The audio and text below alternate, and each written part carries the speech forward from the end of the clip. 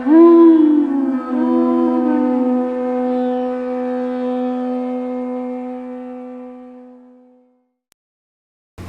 Namo Bhagavate Vasudevaya. Om Namo Bhagavate Vasudevaya. Om Namo Bhagavate Vasudevaya. All together, please.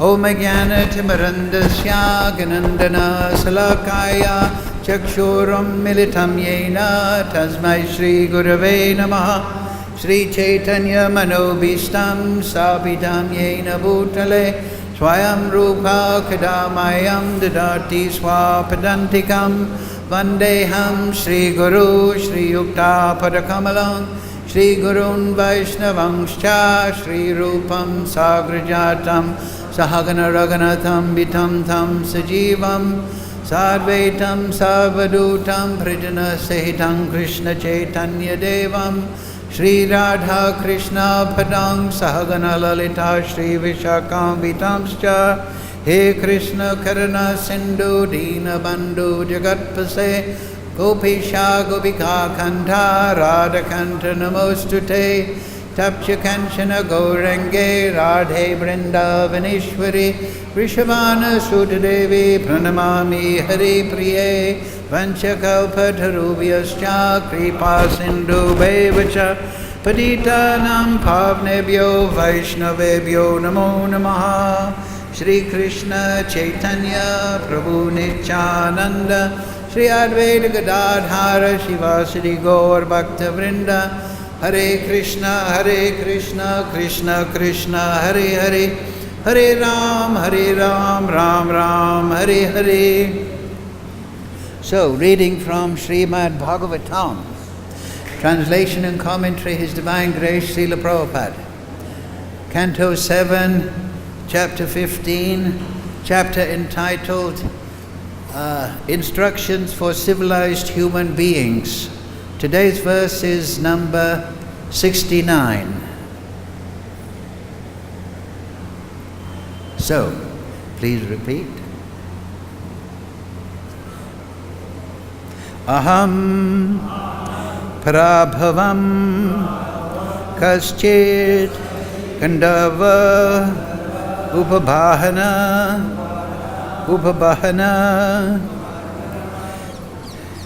Namnantite Mahakalpe Kandhavanam Susmamata Aham Pura Bhavam Kaschit Kandava Upapharana Namnantite Mahakalpe Gandhavanam Susmamataha. Please repeat. Aham, I myself. Para, formerly. Abhavam, existed as. Kaschit, Gandhavaha, one of the denizens of Gandhava Loka. Upabhahana, Narad Muni's previous name. Namna, by the name. Atite, long ago. Mahakalpe, in a life of Brahma, which is known as a Mahakalpa. Gandhavanam, among the Gandhavas. Susammataha, a very respectable person. Translation, Srila Prabhupada. Long ago, in another Mahakalpa, millennium of Brahma, I existed as the Gandhava known as Upabhahana. I was very respected by the other Gandhavas. Please repeat. Long ago. in another Mahakalpa, millennium of Brahma, I existed as the Gandharva known as, I existed as the Gandharva known as Upabhahana. I was very, very respected by the other Gandharvas. Purport Srila Prabhupada. Srila Narada Muni is giving a practical example from his past life. Formerly, during the previous lifetime of Brahma, Narada Muni was one of the denizens of Gandharva Loka. But unfortunately, as will be explained, he fell from his exalted position in Gandharva Loka, where the inhabitants are extremely beautiful and expert in singing, to become a Sudra. Nonetheless, because of his association with devotees, he became more fortunate than he was in Gandharva Loka. Even though cursed by the Prajapatis to become a Shudra, in his next life he became the son of Lord Brahma. The word Mahakalpe is described by Srila Madhvacharya as Atita Brahma Kalpe. Brahma dies at the end of a life of many millions of years. The day of Brahma is described in the Bhagavad-Gita 8:17. Sahasra yuga paryantam aha yad brahmano vidu ratrim yuga sahasrantam teho ratri vido janah. By human calculation, 1,000 ages taken together is the duration of Brahma's one day, and such also is the duration of his night. Bhagavan Sri Krishna can remember incidents from millions of years ago. Similarly, his pure devotees like Narada Muni can also remember incidents from a past life millions and millions of years ago. Makam karochi vachalam bhangam laite yar kripa tamaham bande Shri Guru Dinatarinam. Hello, excuse me. The volume is booming. You have to reduce the bass and the volume slightly. Aham pura bhavam kaschit Gandhavam upabhahana Namnantite mahakalpe Gandhavam susammataha. Long, long ago, in another Mahakalpa, millennium of Brahma, I existed as the Gandharva, known as Upabhahana. I was very respected by the other Gandharvas. Yes. So, Narada Muni here is continuing his instruction of Yudhisthira Maharaj. And the point he's making is the pathway to elevation and degradation is the devotees of the Supreme Lord. So he's not just egotistically explaining his life, but it has relevance to the matter. Previously in this chapter, we're on verse 69, Narada Muni has given instructions how the human beings should live within the format of Varnashram. He has explained the Deva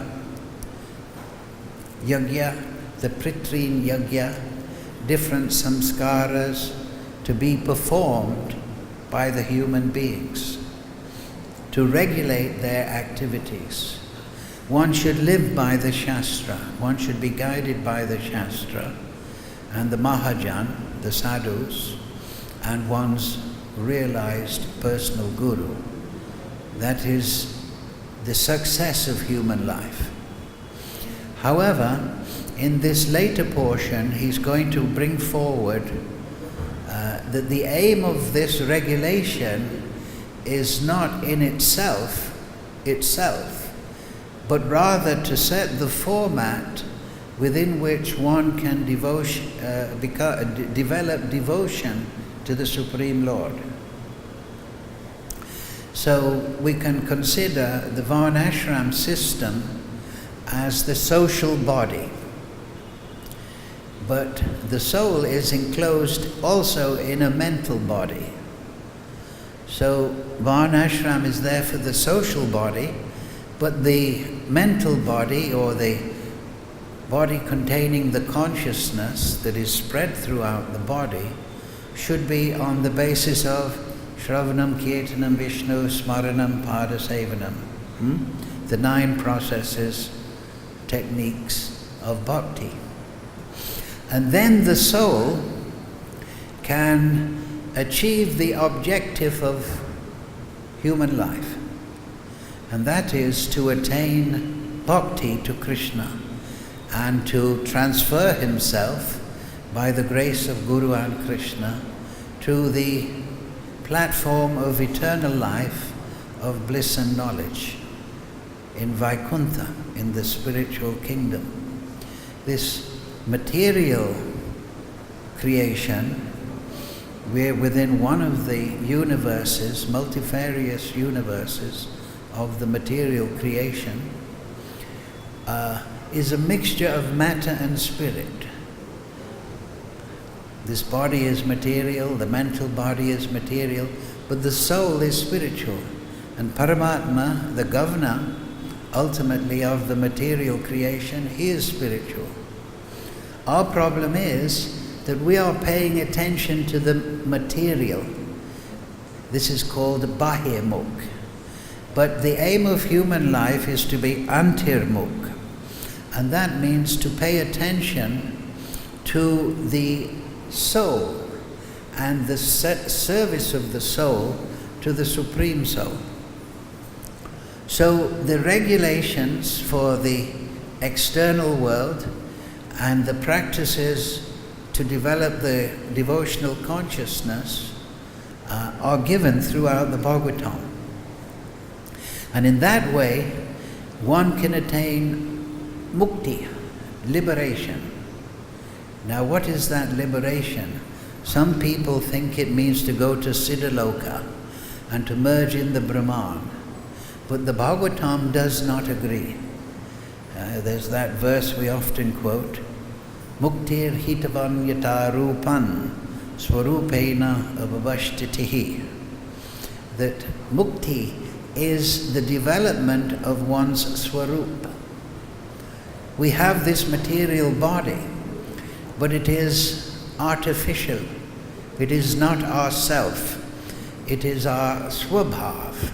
It is our materially conditioned form, a result of our calm, desire, and our deeds, our karma in this world. However, our intrinsic form, swarup, is entirely spiritual. But through the process of bhakti, this intrinsic form develops from the soul and manifests from the soul. Just in the same way that the form of a tree develops from a seed. So there are many different varieties of trees and plants. So everybody has their own individual swarup. It is intrinsic to the soul. So, by Shravanam, Kirtanam, Vishnu, Padasevanam, Archanam, Vandanam, Dasyam, Sakyam, Atmanivedanam, this soul will grow. So this is the real point. Regulate the activities of human life, varnashram and all the yajnas and ritualistic things. But the real stress must be on Shravanam, Kirtanam, Vishnu. Because through that we can develop devotion. And the first one is Shravanam. Shravana means to develop knowledge, spiritual knowledge, bhakti gyan. That gives liberation from material attachment. There's that verse, Brahmabhuta prasanatmana soshati na kankshati samakshaveshu bhuteshu mad bhaktim labate param. That once one has attained liberation from material affection and has come to the liberated Brahman platform, whereupon one sees all living entities equal, pandita samadarshana, without dvesha, without envy or attachment and such, on the material duality, then from that platform, mad bhaktim labate param, then he can actually enter into seva bhav and cultivate and develop his swarup. So this is the science of bhakti. However, in this story here, Narada Muni is giving good instruction to Yudhisthira Maharaj, and through Yudhisthira Maharaj to us. And he's talking about a previous lifetime, when he was Upabhahana, a Gandhava. So the Gandhavas, they are residents in Swargalok. We are on Bhuloka, platform of the grossest, the middle planetary system, seventh down from Satyaloka. Above us is Bhuloka, residence of spirits, disembodied beings, pretas, pishashas, yakshas, so on and so forth. So that is the realm. They are under the control of Lord Shiva. Beyond them is Swargaloka. Swargaloka is material heaven. There Indra is resident, and he lives in very wonderful material opulence.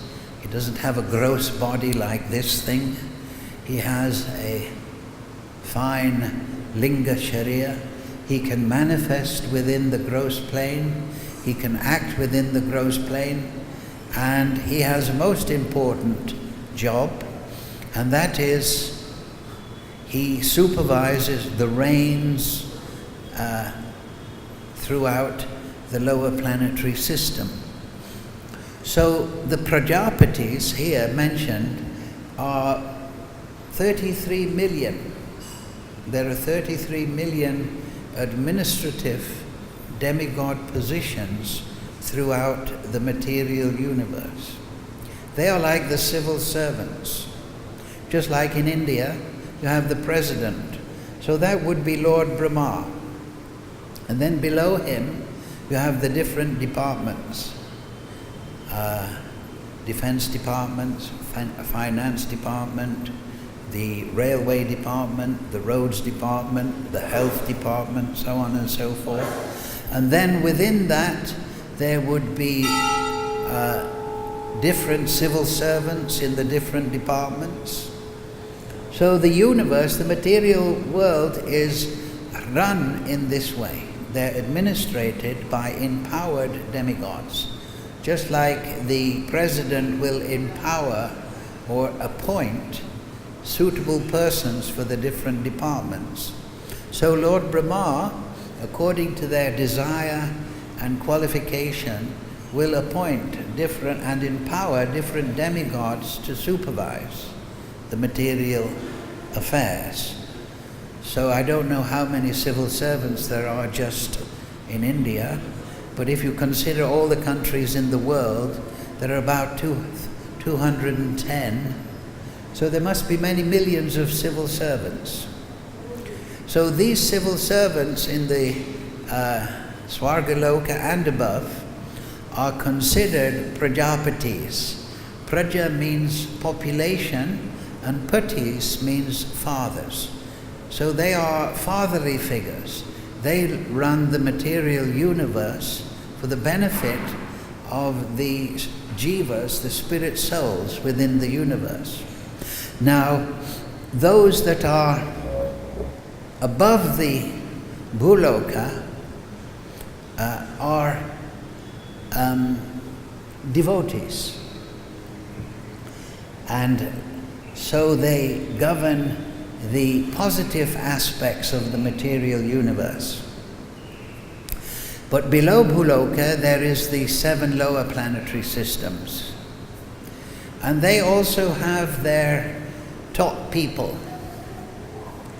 Atala, Vitala, Sutala, Talatala, Mahatala, Rasatala, Patala. So they go down and but those people are generally atheistic, Pashandi.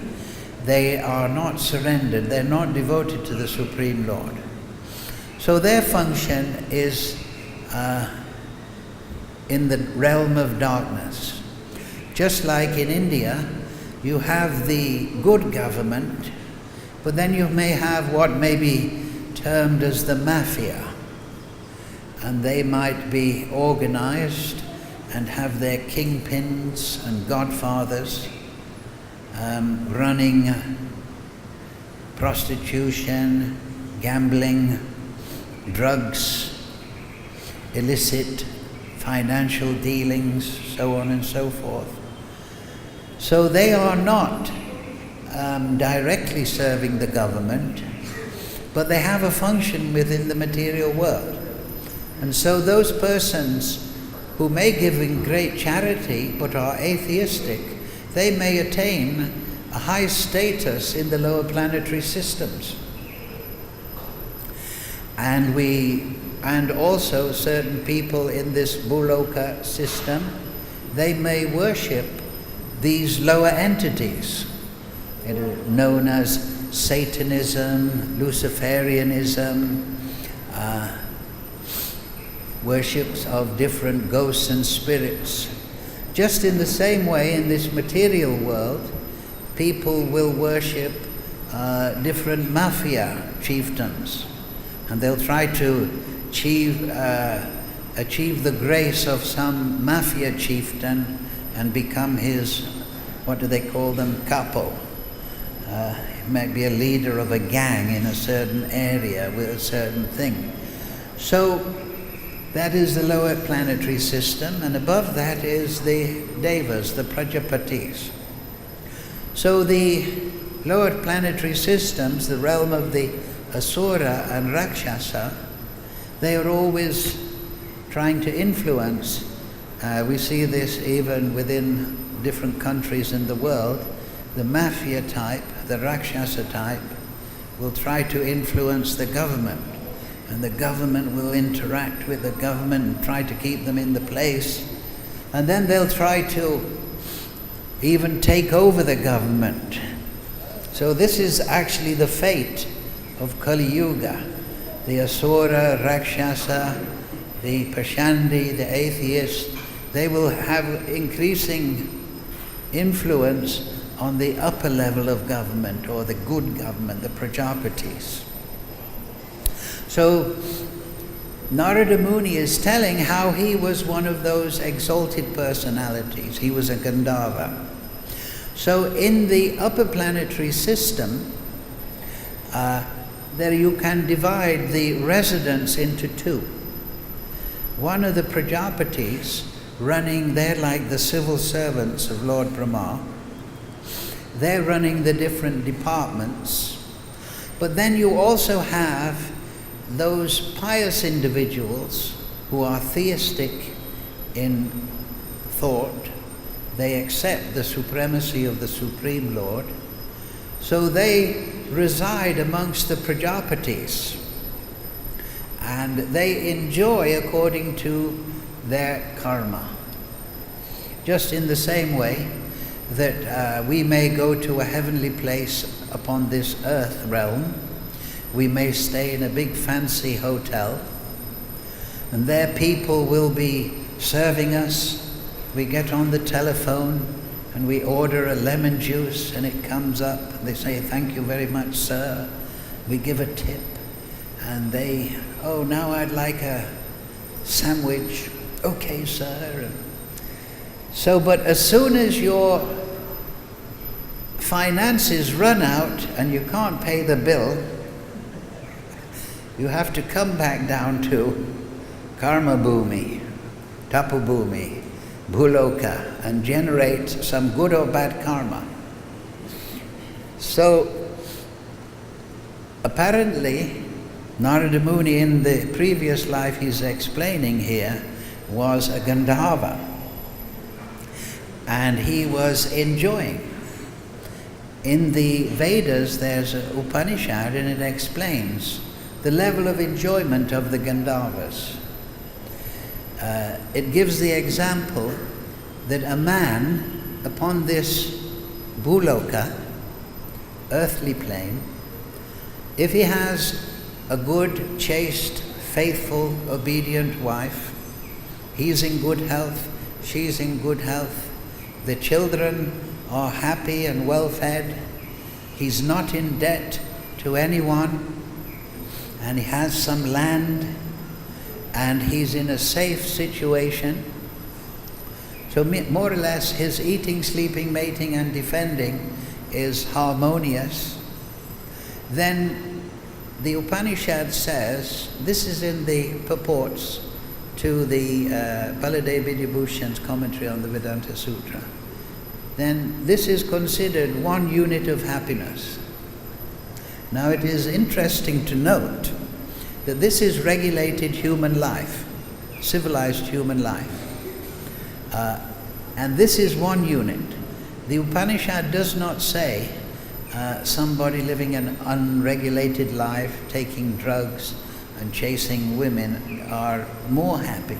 It says the satisfaction of a man and a woman and the children in this condition is one unit of happiness.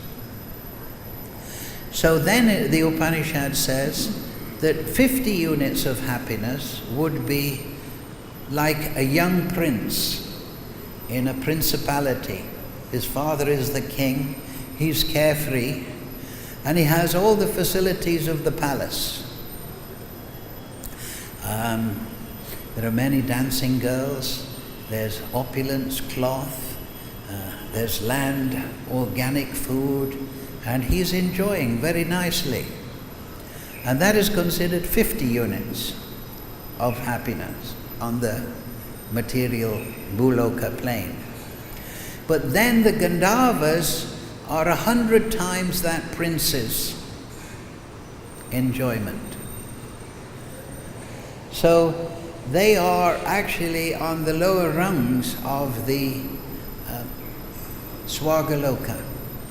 And they are, as it says here, very beautiful. They can sing nicely. They're very intelligent, very elegant. And their companions particularly are the Apsaras. Now the Apsaras, sometimes we think, oh, she's a beautiful girl, but she has to put makeup on, she has to put on perfume and so on. But the Apsaras would make the most beautiful girl on Bhuloka look like a dog. They don't have to put on perfume. They exude the fragrance of flowers in different ways. And they dress elegantly. They don't age. Just like on the material plane, the bloom of beauty is but a brief flower. But amongst the Apsaras and the Gandharvas, their handsome and beautiness goes on for thousands and thousands of years. And they are particularly the entertainers in the upper realm. The Apsaras play instruments, their beauty, they dance beautifully, elegantly, and their dancing and beauty elevates the soul. The Gandharvas sing beautifully, they're never off key. They know how all the shrutis, they know all the ragas, they know how to evoke certain moods at certain times and according to the person they're entertaining. So they're very much appreciated. So Upabhahana, Narada Muni, in the previous life there, he was one of those great personalities. And he is explaining that I was very, in this verse here, very well respected. I could sing beautifully. The Apsaras were attracted to me. I was well dressed. Even on this material platform, if you're well dressed, women will be attracted. There are even pop songs. Every woman likes a well-dressed man, and so on and so forth. And women they dress themselves nicely to attach a man to them and enjoy the man, and so on and so forth. So this principle is there in the universe. However, we should also note at this point that though the Gandharvas and Apsaras are making themselves more beautiful by decoration and elegant shringar, ornaments and so on, and they carry themselves very beautifully. They don't stumble along the road like us earth beings. They float and dance. So, however, in the transcendental abode, and this is writings of the Goswamis, it's explained that when Radha and Krishna, they put on ornaments, they beautify the ornaments. The ornaments that Radharani puts on, her bracelets or necklaces, nose ring, they become more beautiful in association with her. And the same is with Krishna. When he dresses nicely, the ornaments become more beautiful. Because Radha and Krishna are the very condensed form, unlimitedly condensed form of beauty. So that is a thought for our meditation. And it is considered of the 6 opulences, 6 divisions of opulences of Bhagavan, fame, knowledge, opulence, strength, renunciation. So the highest opulence is beauty, and it is particularly manifest in the face and the well-constructed body. Upabhahana, he had a beautifully, proportionally bodied body. So the Supreme Lord and Sri Radha, in our meditation, we should meditate in that way, that they are the concentrated form of unlimited beauty. And we have not really seen beauty until we have seen Radha and Krishna. So Upabharana, as people are with opulence, was a little proud. That's earlier in the Bhagavatam. Shruti, Shri, Janma, that there's 4 opulences that tend to intoxicate the soul. Janma, high birth. Shruti, good education.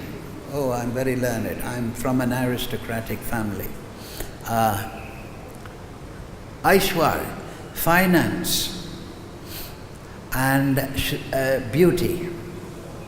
So if you have birth, education, finance, and beauty, the tendency in the material world is that one becomes a little proud.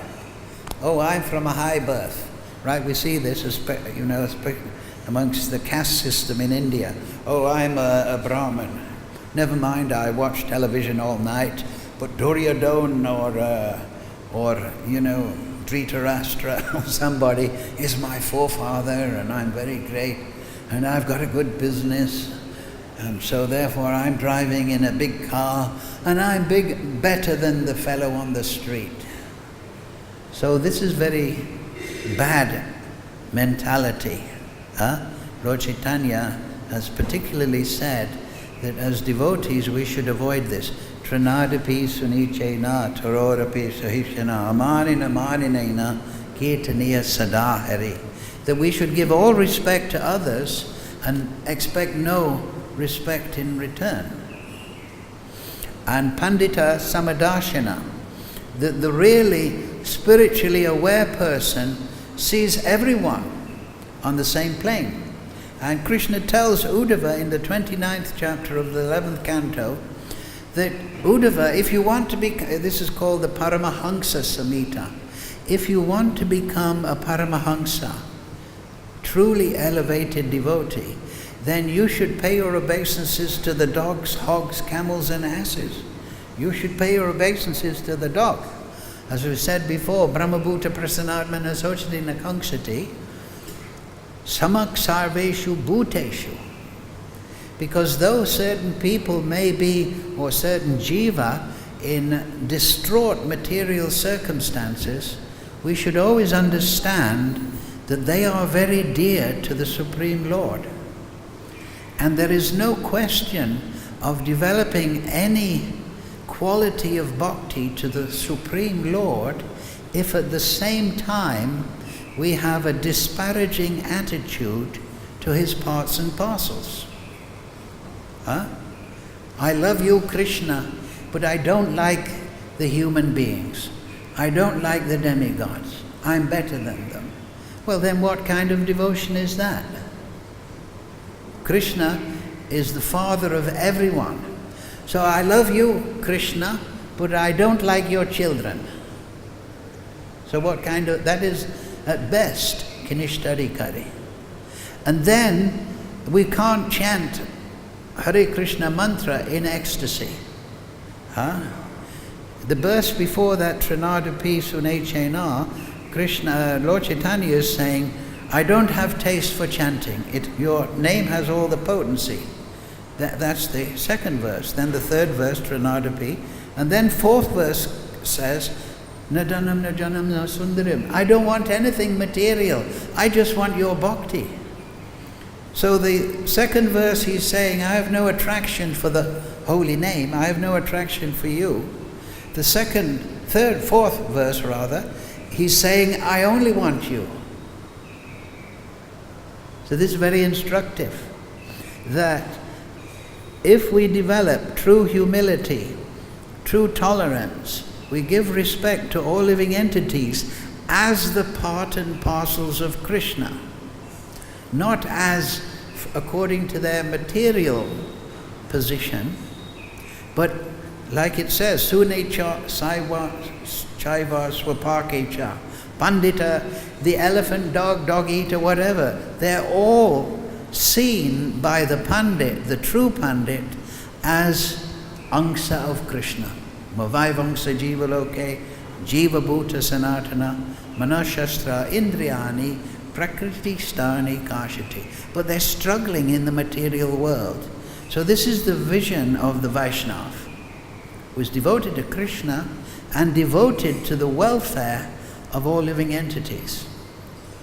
If we have that vision, then we can actually develop Sevabhav, devotion to Krishna, and we can actually chant the holy name in ecstasy and achieve the objective of life. So this story here, where Narada Muni is explaining, he's explaining to Yudhisthira Maharaj, now I've explained all these yagyas and rituals in Varnashram, but the purpose is to become a devotee. But let me give you a warning. When I was Upabhahana, I was very proud. I was considering that I'm superior. I was attractive to all the women. So one day there was a Sankirtan festival. And during the Sankirtan festival, the Prajapatis, the administrative demigods, who were all devotees, but they liked to serve in some material civil service position, they were assembled for a Sankirtan yagya. But surrounded by the women,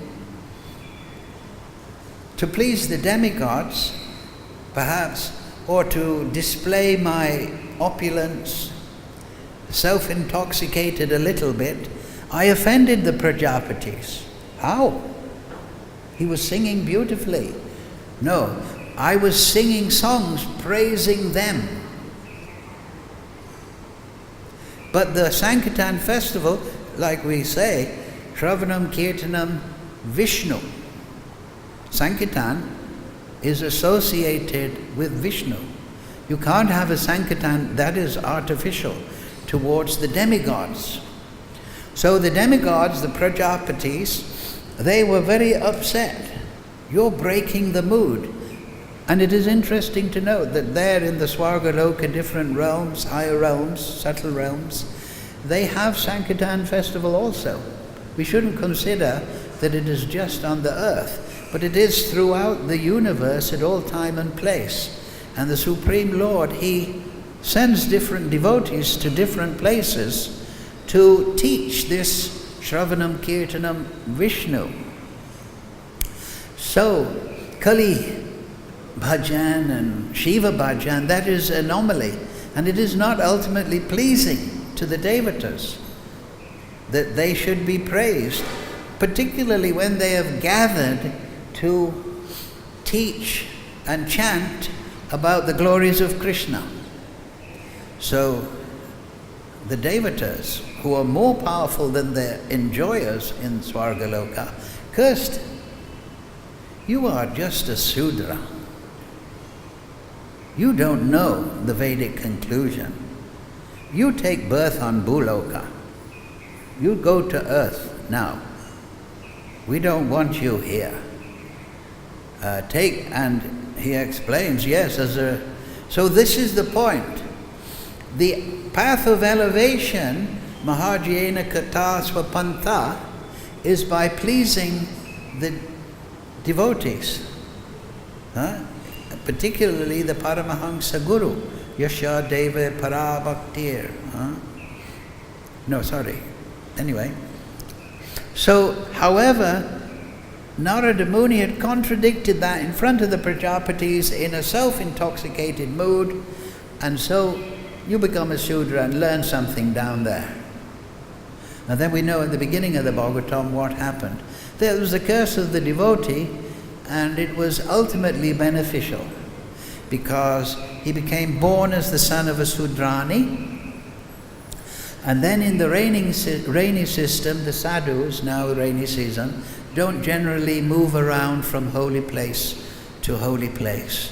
They reside because the roads and travel is difficult in the rainy system. So at the beginning of the Bhagavatam it explains they're called the Bhakti-Vedantas. It's very interesting. That know the ultimate conclusion of bhakti. They instructed Narada Muni because he was sobered up. It's explained there, first canto, that having been, we can understand, there was an impression in his subtle body that he was sober. He wasn't too much into sports. And he served those great sadhus, and he took instruction from them. And they instructed him on the form of Vishnu and the processes of meditation. And when they left he practiced their words.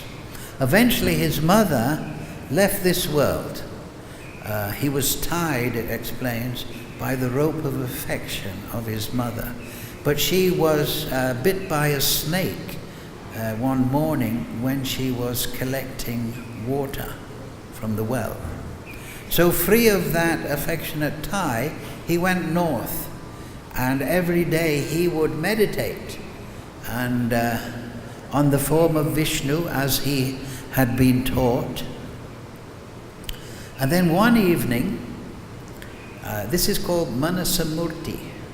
The sannyasis, they often just travel with danda or cloth or kamal dulu, water pot. But they maintain the Manasamurti within the heart, on the lotus of the heart. And they serve within the mind the Manasamurti. So Narada Muni had learnt this art from the Bhakti-Vedantas, and he was sitting in meditation, particularly beneficial at Sandhya, dusk and dawn, and before, and meditating on the Manasamurti. And then the actual Murti, if you like, of the Supreme Lord appeared to him. And he felt great ecstasy. I've achieved the goal of my meditation. But then the deity removed the darshan, if you like. And then Narada Muni, he tried to conjure up that form again, but the deity form would not reappear. So he felt great vipralamba, great separation. I've achieved the Lord. But then he heard the voice of the Lord. So there's three forms of darshan. Bhaktivinoda Thakur explains these in the Jaiva Dharma.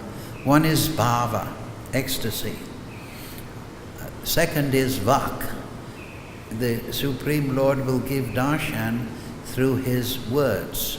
And then there is darshan in the sense of he will give a display of his transcendental form, condensed beauty and opulence. So, to further instruct Narada Muni, the Supreme Lord spoke and he said, look, Narada, I am not available to those that are materially conditioned. But to encourage you, to inspire you, I have appeared now. But now you continue on your meditation and you will become completely purified. In your immature stage, I've appeared, but this is so that now your mind is truly fixed upon my form. And by being fixed upon my form, you will pursue your sadhana and achieve my personal association. So the Bhagavatam explains that Narada Muni continued in this way, and then when he gave up his material form, he received his spiritual form, and the explanation is given that just in the same way at the time of death, just that thunder produces sound and light, so he left his material form and he resided in his swarup. And so this is the objective of human life. So this story is in the Bhagavatam. It is very instructive. That Upabharana, he had achieved high status, no doubt much bhakti sukriti, but he offended the Prajapatis and they cast him down to Bhuloka from the opulence of Svargaloka. But his bhakti sukriti was there. So he met the Bhakti Vedantas, and then by their mercy he was able to achieve the darshan of Krishna. Similarly, there's another story in the Bhagavatam, in the 6th canto.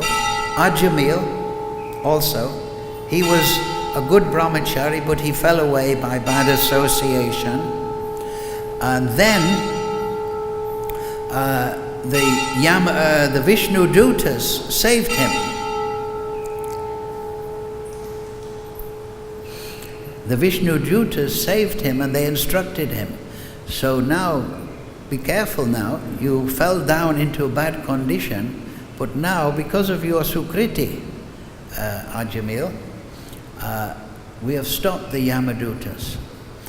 You were associating with a loose woman and you were engaging in bad activities.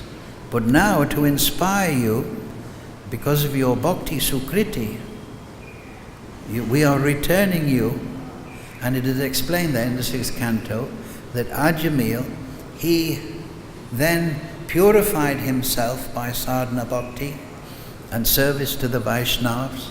He was very careful to avoid aparad, And he also attained perfection. So, and then we have the story of Maharaj Bharat, right? He became affectionate to a deer, but still he was elevated eventually, became Jagbarat, instructed Maharaj Rahugana in so many nice ways. Rishabdev's teachings are there. So, the point in this story, and it extends throughout the Bhagavatam, is that the pathway to enlightenment and achieving the objective of life, Swarup Siddhi, is through following the Vaishnavas and avoiding offense. We should never think that we are the controller of the Vaishnavas. We are the servant of the Vaishnavas. If we maintain the seva bhav to our fellow devotees in our society, we see them as our superiors, just as Uddhava was instructed, and we maintain that service attitude to Guru, Sadhu and Shastra, then the transcendental realm becomes easily available. So this is the point of this story that will be developed later. The Vaishnavas, service to the Vaishnavas is the path of satisfaction, enlightenment and perfection. Offense to them is like putting the handbrake on. It stops the devotional motion. So but we should understand this, develop seva bhav to Krishna Radharani, very good, Lord Chaitanya, Krishna Balaram. But we must have seva bhav to the Vaishnava. And that is more important, because that is the medium by which we become purified. So, and at the same time, we should chant Hare Krishna, Krishna Krishna, Hare Hare, Hare Ram, Ram Ram, Hare Hare. Thank you all very much for your kind attention. Any quick question?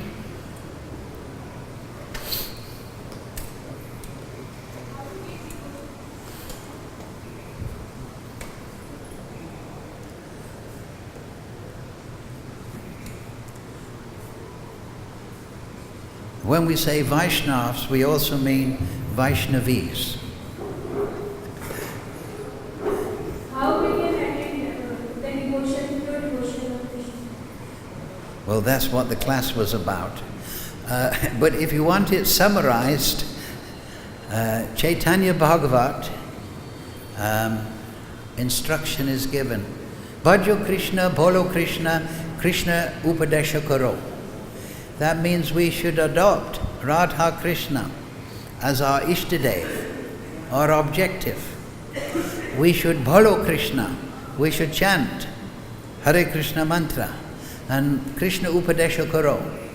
That means we should follow the practices of sadhana bhakti, service to the Vaishnavas, avoiding bad association.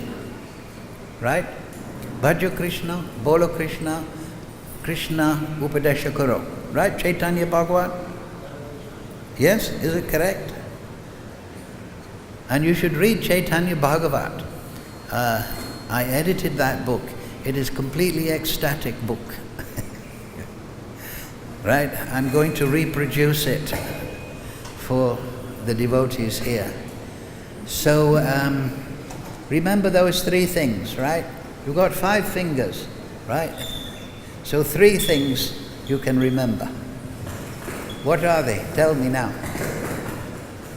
Jai Krishna. No, first one. Everyone. Bhajo Krishna. Bolo Krishna. Krishna Upadesha Karo. Upadesh means instruction. Right? So that Upadesh contains the whole philosophy and practice of Vaishnavism. Okay, you sir.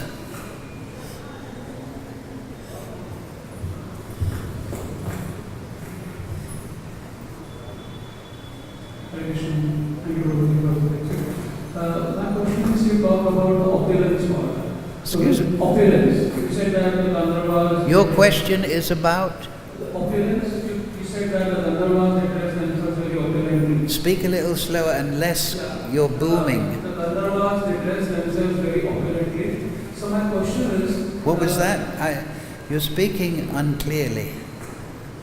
Your question is? Yeah. You mentioned that the Gandharvas, they dress themselves very opulently. The Gandharvas. Yeah. So the question is, especially when devotees, as devotees they themselves, they should dress very simple, like Prabhuji people, the mantras. My question is, when in practicality, when they go outside the world, reach out, the people when they go to the office.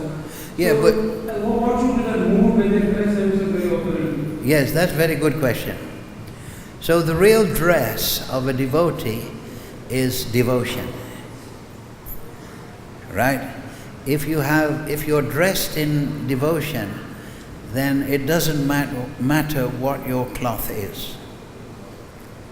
If you're bathing in the ocean of devotion to the Vaishnavas and Krishna, you're well dressed, even if you're an avaduta with no clothes. However, as you mentioned, we have a mission, Lord Chaitanya's mission. Lord Chaitanya's Upadesh is that he wants us to give this knowledge to everyone. So then, though the devotees may be viewed as dressing simply, they can dress beautifully, because simplicity is often the greatest form of beauty. So the Vaishnava dress, dhoti kurta, cloth, so on and so forth, bead bag, that is simple, but it is extremely beautiful to Lord Chaitanya and Lord Nityananda.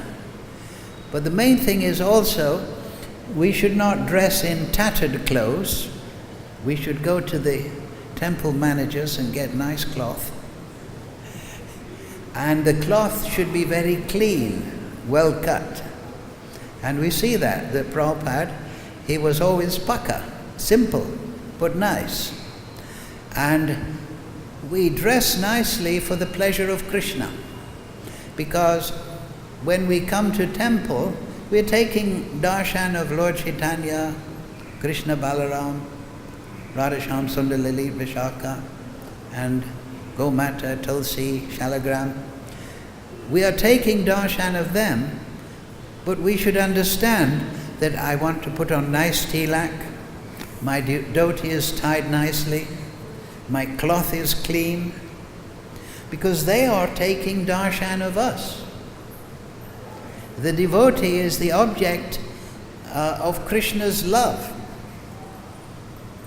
So it gives him pleasure to see his devotees clean and happy.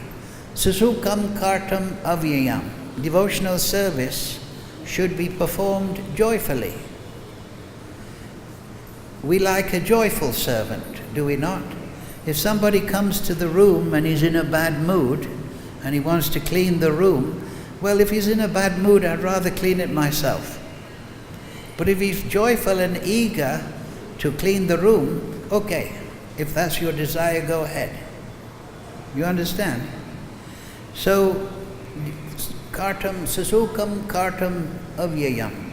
The devotional service should be performed in the mode of goodness. Then happiness and bliss will be the component of the devotee. And when Krishna sees the devotees in happiness, eagerness for his service, then his heart fills with delight. Because Krishna is the father of all living entities. It is very distressing for the father to see the living entities in bad condition. So the role of the Vaishnava is to find people who are suitable, who are not rakshasa, psychopath, bad. They should be upeksha. It is to bring people towards Krishna. So to do that, he should dress nice and clean. That's pleasing to Krishna. It will help the mission of Krishna. The mission of Lord Chaitanya is to bring all living entities back. So the simplicity of Vaishnava dress is beautiful and elegant and practical. And we should wear it with pride. Sometimes there's an idea we should dress in Western clothes. Did Prabhupada do that? Did Prabhupada have difficulty because he was wearing a dhoti and kurta in New York City? No, in fact, that was attractive. Because this is the dress of a sadhu. And people will see, this is a spiritual person. He shaved his head. Why? This is his tapasya. So, we don't want to water down what the acharyas have given. Prabhupada gives the example that if you put too much water in the milk, eventually it's no longer milk. So the dress of a Vaishnava, and we see the ladies in sari, it's very chaste and beautiful. It's not erotic in a mundane sense. Beauty is an inspiration to the soul. So the ladies can dress in beautiful sari and nicely. And the Vaishnavas, they can dress in elegant dress, clean. But we should always remember that the real dress is devotion. That is the real dress. But we can attend to each level, spiritual and material. And we should also practice tolerance and humility when we're in this material world. Then people will see. Krishna consciousness is the advertisement of Krishna. Krishna means all attractive. So the devotees should carry that mood of all attraction. When people come to the temple and they read our books and they meet devotees, the response should be attraction. Right? If they're not attracted, of course the Rakshasa will not be attracted. He'll become dvesha, envious. But those that are balisha, just innocent in the material world, they will become attracted to the devotees. Sadhu sangha, sadhu sangha, sadhu sangha, sava shastra hoy, lavamata sadhu sangha, sava siddhi hoy. Does that answer? So we'll finish at this point. Thank you all for your kind attention. Krishna Balaram, Radhasham Sundar Lalit Vishaka, Gaunitai Shri Guru Paramparara Ki Jai.